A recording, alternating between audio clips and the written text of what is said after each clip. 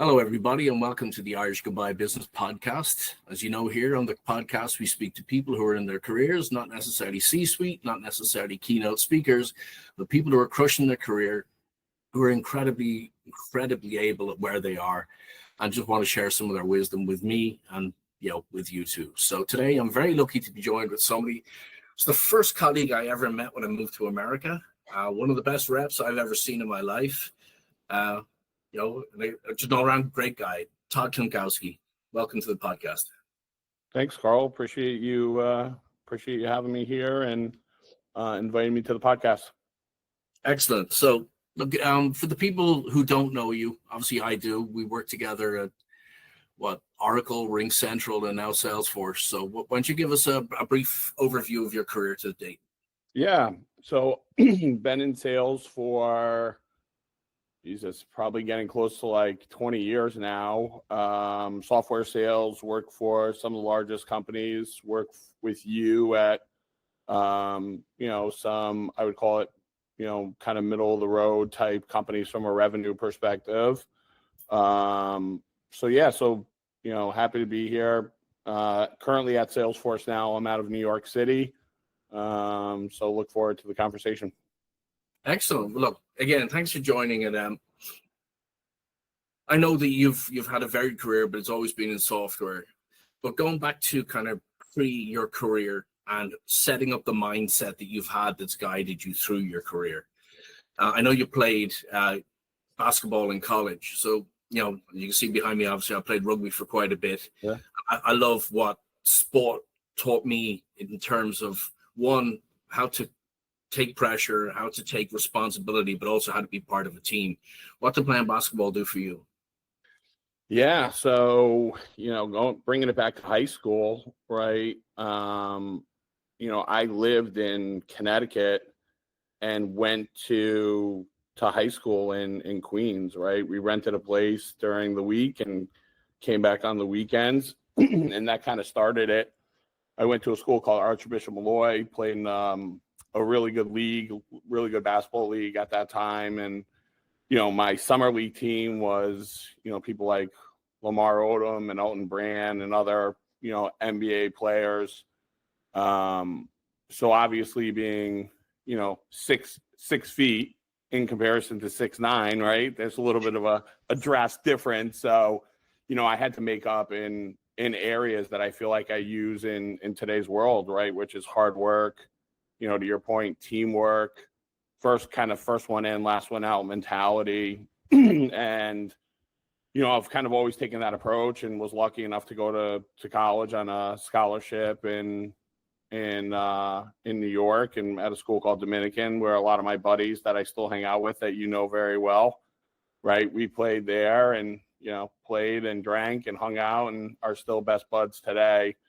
But I think circling back to like the point that you're trying to make, right? Like having that foundation of being super competitive, right? I think at one point my prep school team was number one in the country. My AAU team was number one in the country. And not that I was the particular best player on the team in any sense, but, my whole feeling was I wanted to be on the best team and contribute the way I could, right? And I think that, you show up on time, if you're on time, you're late kind of thing, mm-hmm. Right? So my wife loves that, right? I'm always like 15, 20 minutes late. And she's like, why the hell are we sitting here alone? So it's just like in my nature. And then I think a big thing that we always talk about, right? It's kind of the separation of state is the preparation, right? Being prepared and earning the right to, at that point, get your minutes, earning the right to get that meeting, earning the right to do some of those things, right? So not just coming in on a whim and just winging it, right? So being prepared, whether that's in the off season and coming in and doing things. So I think, being in competitive basketball has really shaped the way that I focus and the way that I kind of approach my business as well. And I think we've had multiple conversations about this, but it's played a big part in my career. Yeah, agreed. Trusting people around you to do their role and then doing yours to the best of your ability so you don't let them down. I think that's kind of key to what sport brought me. And it also taught me Some people need an arm around the shoulder and some need a kick up the ass, and it's knowing which personality responds to which.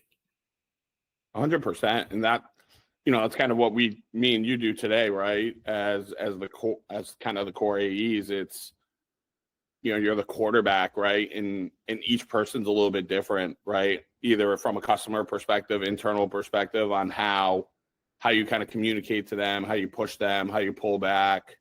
And it's the same thing with basketball, right? Like certain people could shoot better, certain people need the ball at the rim, right? So there are all these different things that, that's where the preparation comes in. It's kind of know who your customer is, know their personality, know what's important to them. And if you don't know, try to figure it out, right? And find it out and then leverage it, right? Rather than just coming in with your own agenda. 100%. And I think sports great too, because you don't score every shot, and it kind of lets you reset and reevaluate. And with that, is there any mistakes that you've made along the way that you've really learned from, and you nearly had to make them to learn from them, rather than, I'm not talking sport now, I'm talking career, but just like they really hurt at the time, but in hindsight, you're glad you made them? Yeah, no, I mean, I think this is the beauty of working with such great companies, right? You're surrounded by just awesome people, right? That have mentored me, that have helped me, right? So, God, I've made tons and tons of mistakes, right, throughout my career. And still, still make mistakes, but it's the learning. And I think, what we always speak about, it's like, how do you never make that same mistake again, right? You can make a mistake once, but like, don't make that same mistake again. I think the biggest learning, or I call them more learnings than mistakes, right? But I think the biggest one was just the preparation and the way to effectively communicate to C-level executives, right? In my younger part of my career, I thought more in paragraph or PowerPoint rather than bullet point, right? Like, so my conversations were longer, my points were longer, my emails were longer, right? My voice messages were longer.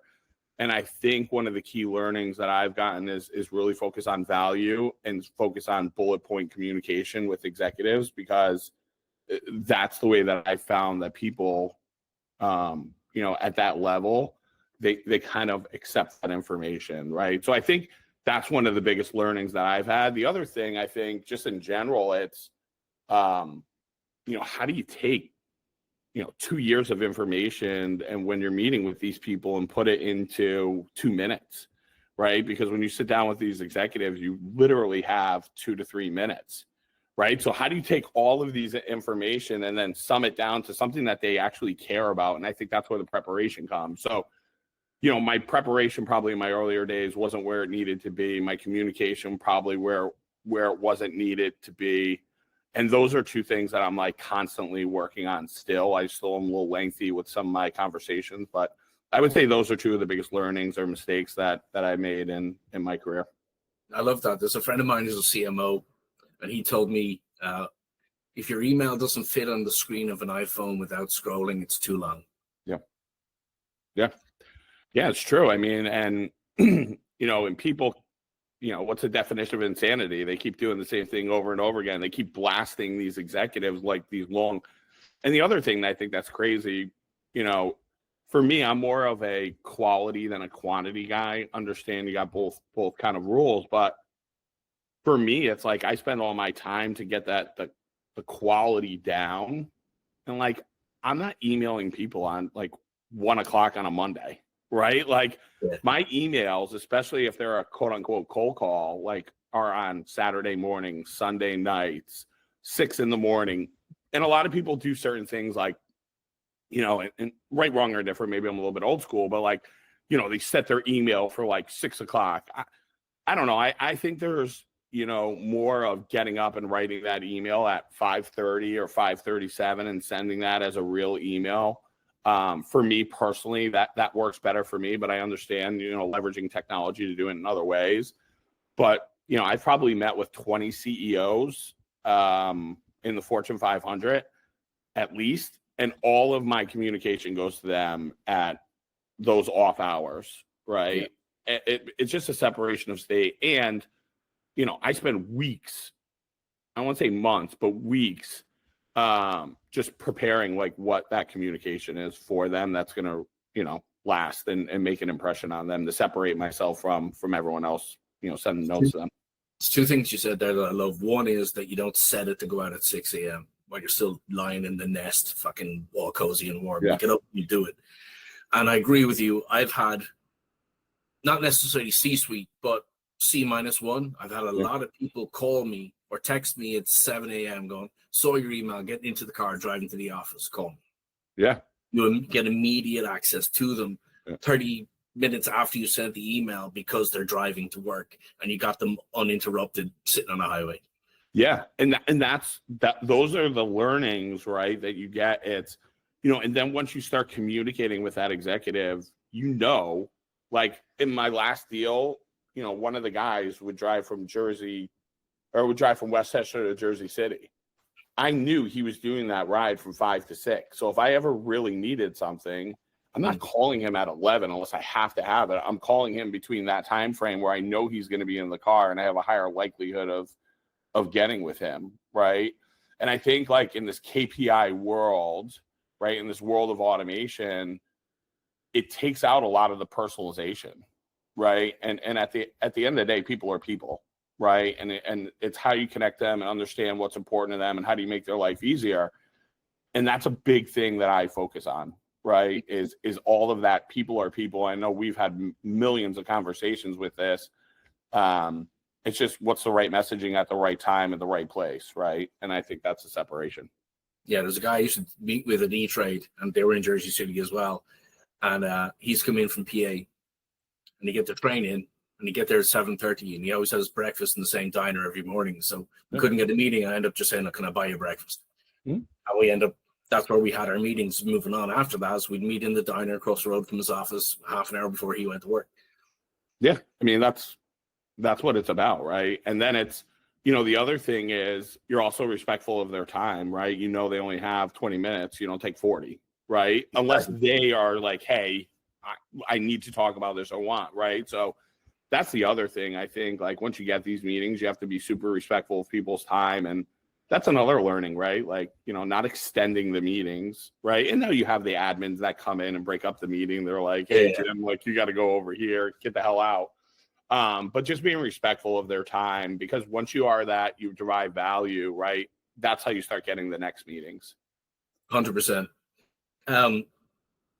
So there's something you kind of pulled on there that you've met like over 20 Fortune 500 CEOs.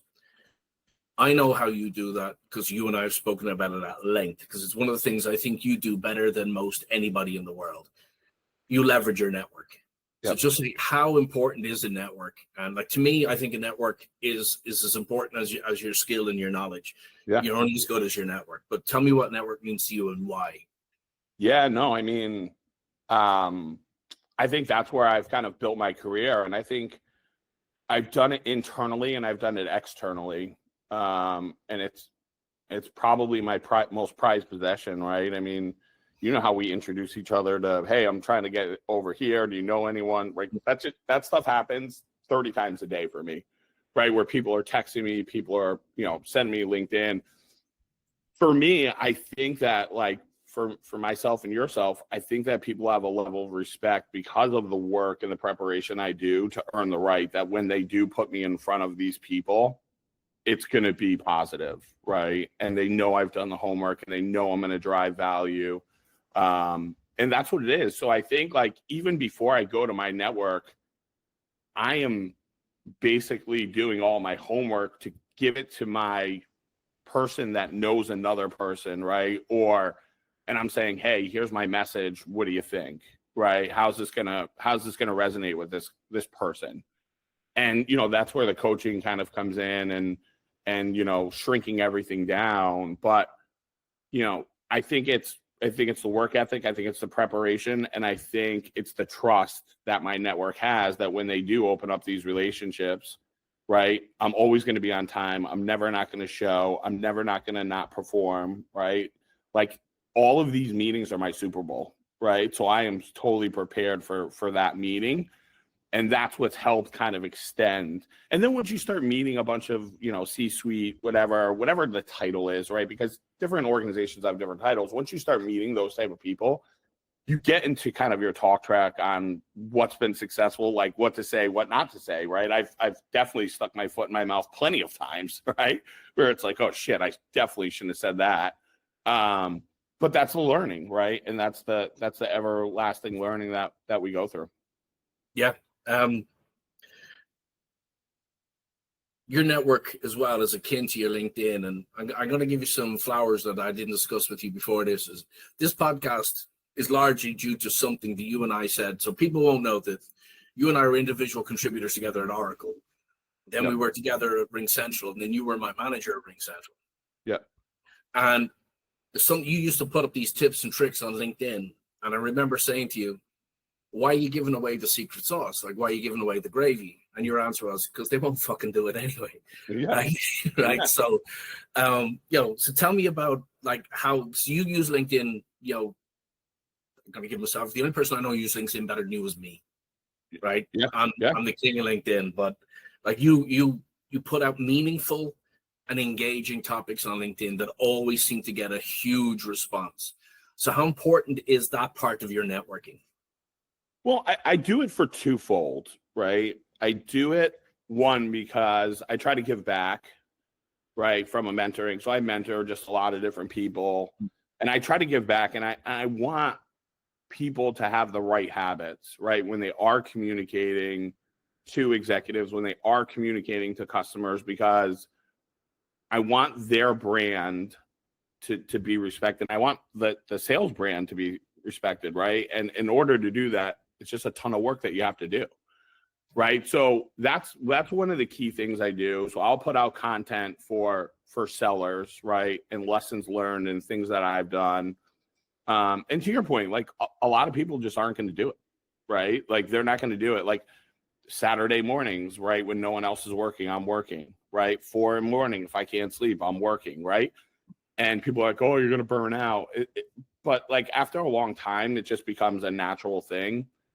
The other thing that I try to do is put out content for my customers as well, because, we're fortunate to work for a great company in Salesforce, and we're surrounded by the best companies in the world, right? And what they're doing. And especially, the customer that you work with is by far one of the best, right? So, letting my customers kind of understand what's going on in the industry and letting them like get ahead of the curve, be proactive rather than reactive, right? Because the time it becomes too late, right? Because we all understand how software, it just doesn't, like, you don't just like flip the switch and it works, right? You got to be like months and months ahead. So the time that everyone knows about it, now you're already implementing it, right? So, those are two of the things. And then, I think we're in agreement on this, like the amount that we can learn from LinkedIn and other podcasts and whatever, like that's my preparation, right? What people care about,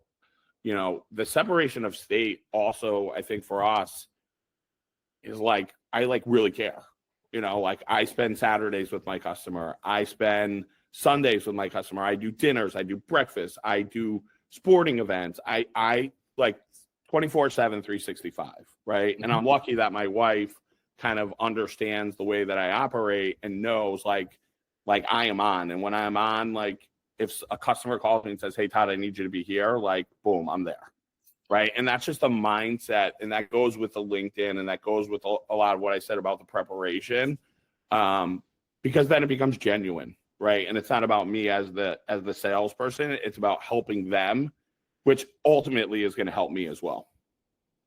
Yeah, you're so right. There's two things you hit on there. One, massive shout out to the wives and partners of people who do the jobs like we do, because Nadia, my wife, she knows if I get a text and we're planning a weekend away and all of a sudden I have to attend a golf tournament in North Carolina because one of my clients is throwing it, I don't get shit for it going. Yeah. I get told, this is what you do, go do it. Yeah. So, huge respect to the partners, is you and I have been sitting with clients at 3:00 in the morning in a bar we used to own, drinking heavily, And Yeah. we don't get it in the neck when we come. Well, at least we get a dialed down version of it when we come home.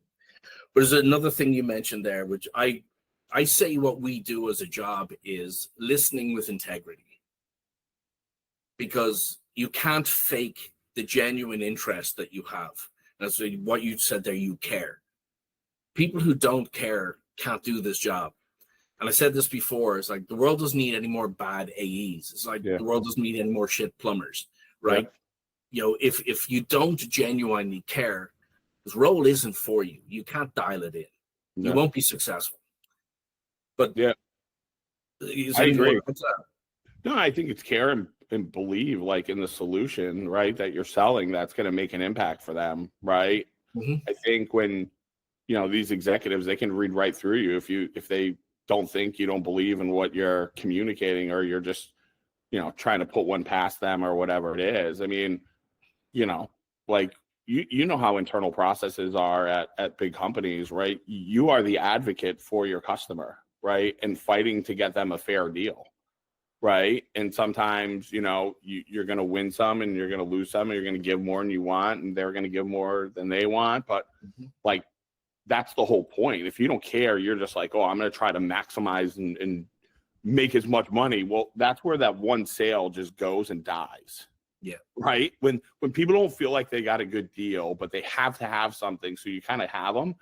That's where like those 1 year contracts come, or those 3 year, and they churn, right? Because one, you sold them something that they didn't maybe need or want.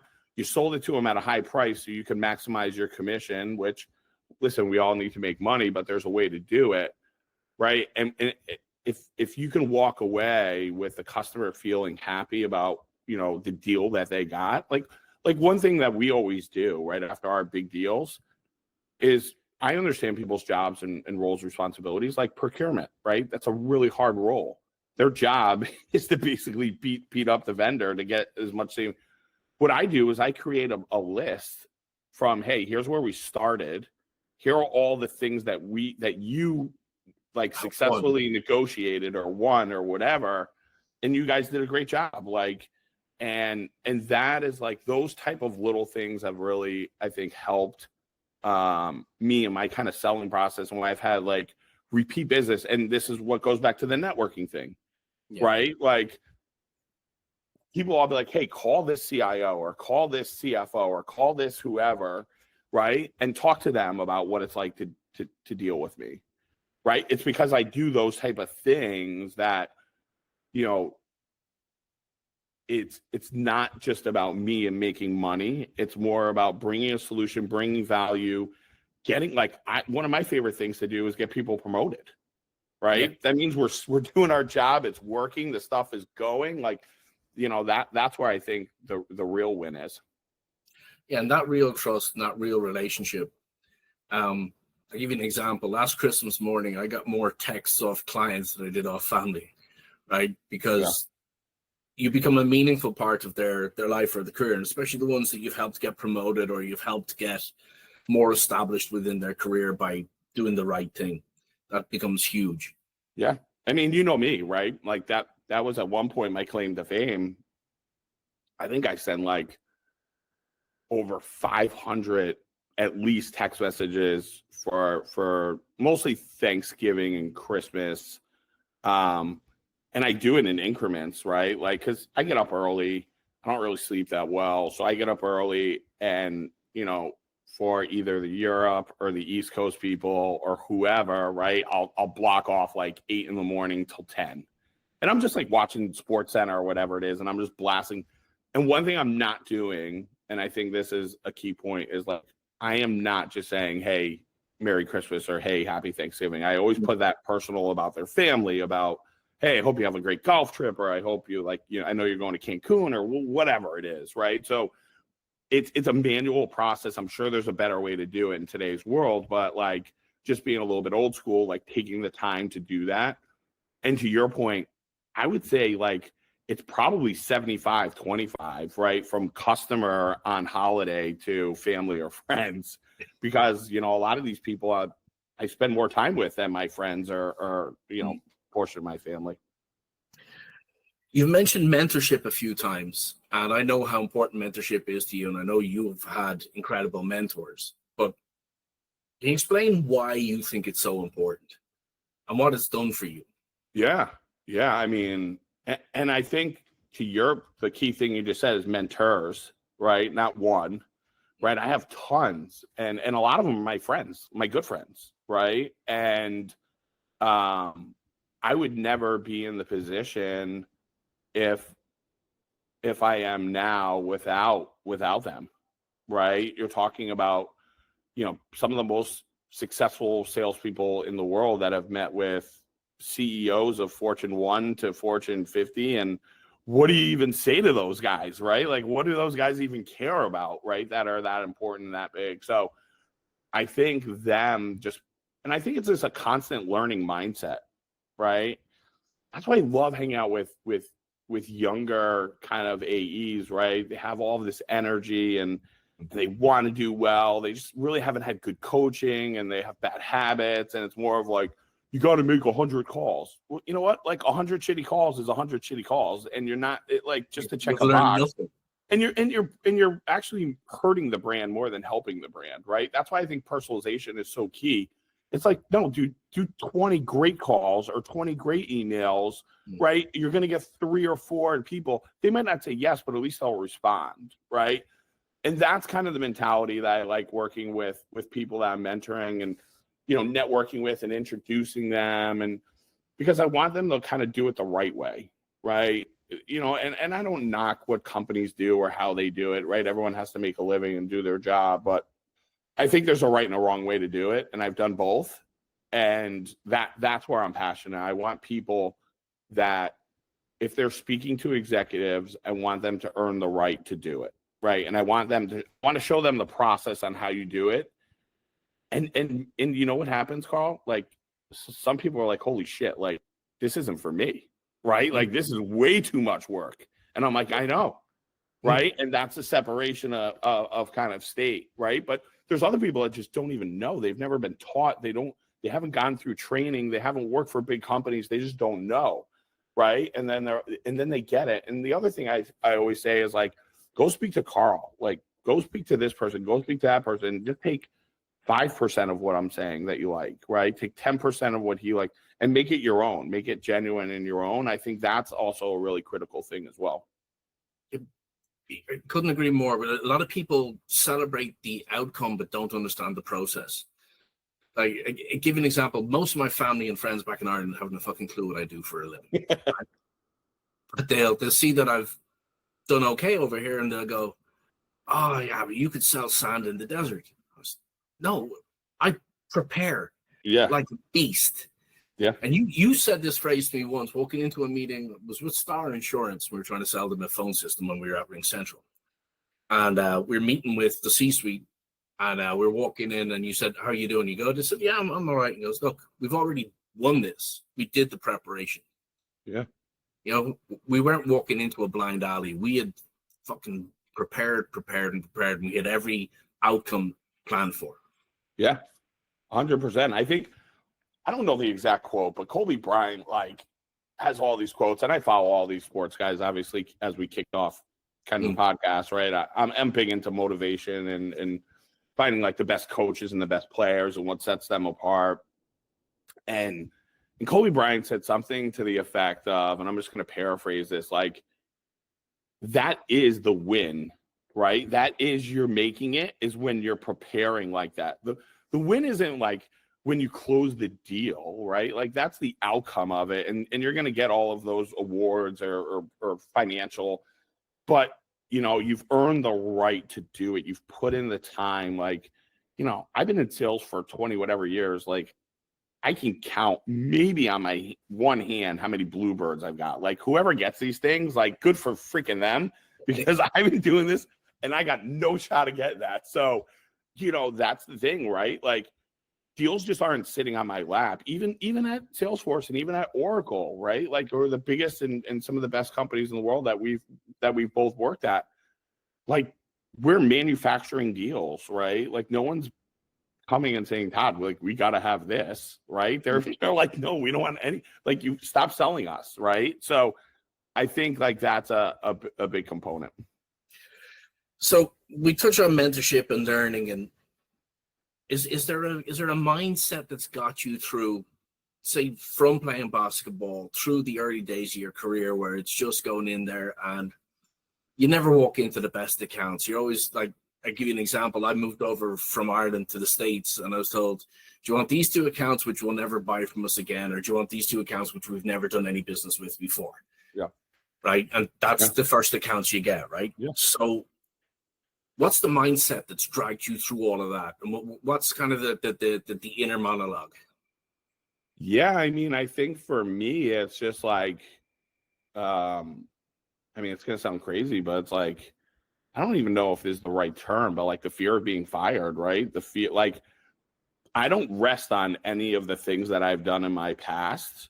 I'm always like on the highway looking forward, right? Like, because every day is a new deal, every day is a new number, right? To your point, you have a new account, whatever that is, and stuff that works in old accounts is not going to work in this account. And people, like, you know, as we know, right, the scoreboard every year goes back to 0, and it feels like almost every month or every quarter lately. But like, that's what I think drives me, right? Is that, like, I never get comfortable. I'm never comfortable.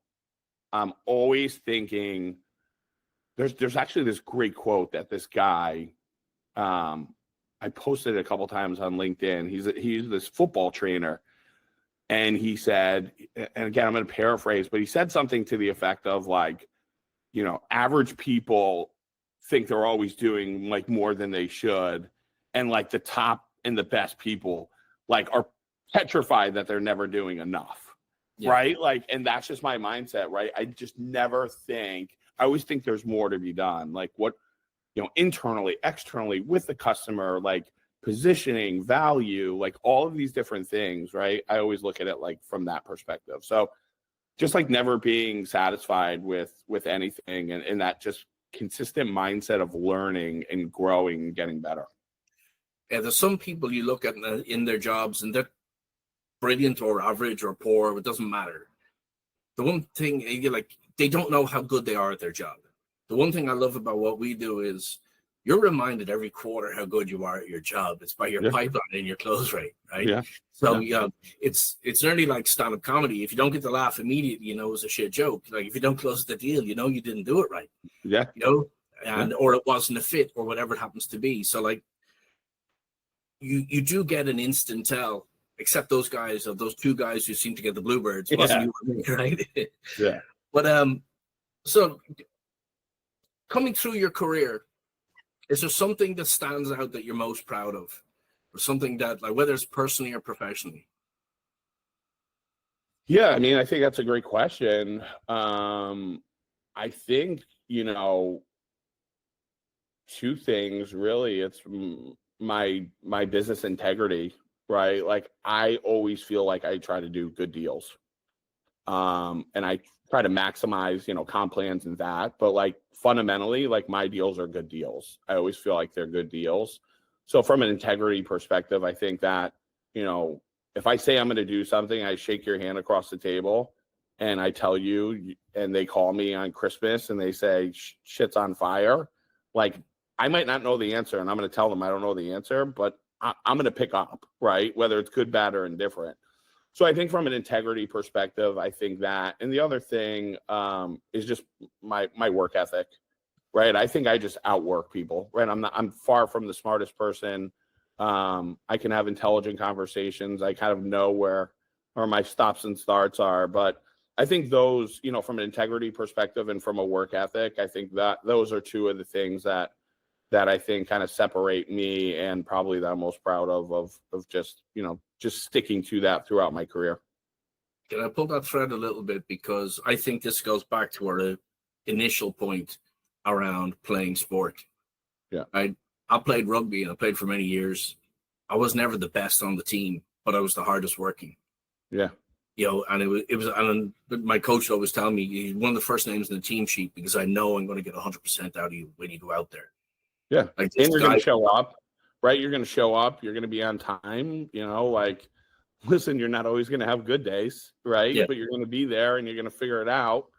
I think, that's the same thing, to bring this back full circle, right? Of what I try to incorporate into my business and the way I run it, right? And also the expectation, right? Like, I set high expectations for my team, right? Because my team is me, right? When they go into those customer meetings, and they're a representation of the company, obviously, but also me. Like, and when we have bad meetings, right, other people on my team have bad, it's on me, because I didn't prepare them, right? One way, and it's fair and unfair, but it's kind of like, the quarterback mentality, right? When the team wins, quarterback gets a lot of the credit. When the team loses, quarterback gets all the credit, right? Or it gets all the, the fault.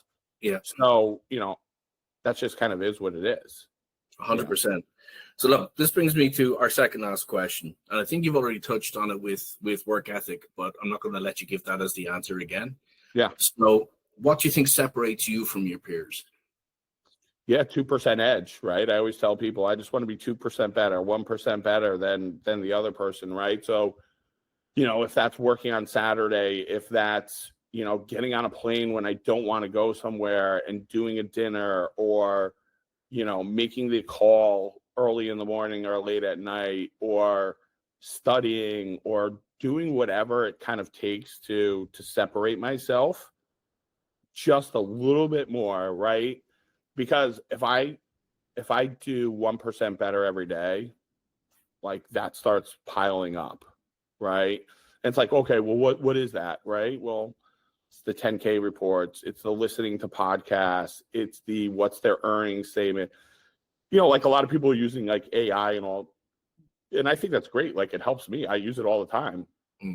But like, AI doesn't track everything that's going on, what they're saying on LinkedIn. AI doesn't track every podcast that they're doing, right? Where they're saying like really important stuff, right? Like, so those are the things that I think I'm doing.